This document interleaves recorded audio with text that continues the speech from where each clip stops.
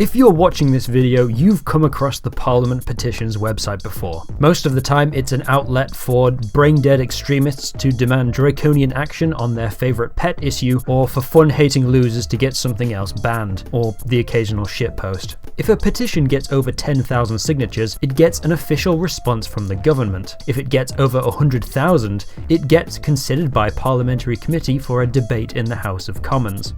However, no matter how many signatures a petition gets, no matter how unpopular the policy it is trying to stop, it seems like the government just ignores it and continues on with their planned trajectory. This week I made a list of all 406 petitions that received over 100,000 signatures. Then I looked up whether they actually got what they wanted and whether they were able to change the government's mind. Here are the results. 316 petitions, or 77.2%, did not change the government's mind.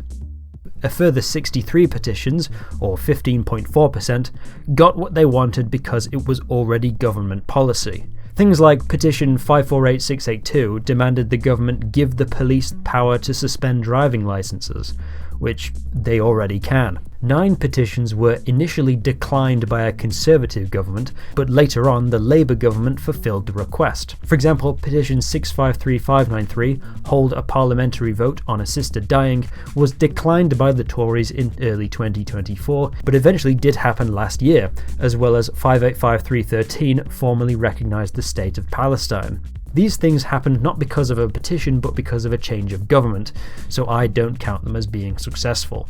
5 were initially declined by the government, but later on a different Prime Minister under different circumstances did what the petition was asking for. For example, 125692, Stop Spending a Fixed 0.7% Slice of Our National Wealth on Foreign Aid, was created during the David Cameron ministry in 2016. It eventually became policy under Boris Johnson in 2021, when it was cut to 0.5% and then later 0.3% under Labour. In these cases, the petition had no effect on the outcome, so I don't count these as being effective. The first ever petition on the site was calling for David Cameron to resign.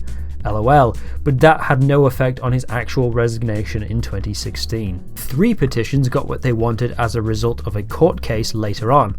Number 623243 demanded the government interpret the characteristic sex under the Equality Act to mean biological sex, excluding transgender people. The government took no action to implement this, but eventually in 2025 the Supreme Court affirmed this was the case.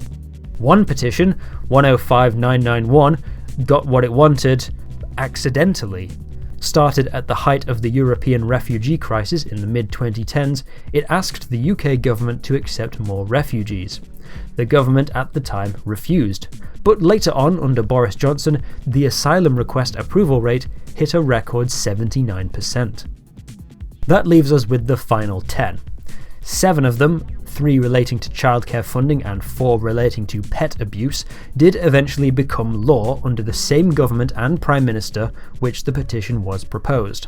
However, as far as I can tell, these petitions were never used as evidence in the process of making these laws, and they were not mentioned at all in its final report or in the parliamentary debates. Another petition asking the government to U-turn on plans to scrap ticket officers and platform staff at train stations was also successful, although there is little evidence to suggest the petition was the primary impetus behind the change. But we're getting closer. Petition 124702, Scrap Plans to Force State Schools to Become Academies. This did not lead to a change in policy, but it did make them change tactics. Only underperforming schools would be forced to make the change, thus fulfilling the central request of the petition, as a blanket rule was no longer on the table. I'll count this as a partial victory. This leaves us with petition 300,535. The UK should ban the importation of shark fins. Christina Rees, a member of the Petitions Committee, introduced a private member's bill to ban importing shark fins. She specifically mentioned the petition in her speech introducing the bill. It became law in 2023. Over 740,000 petitions have been submitted to the UK petition website. 409 have gotten above the all-important 100,000 signatures. 90 million signatures in total. But only one has ever been directly successful in implementing a change to government policy.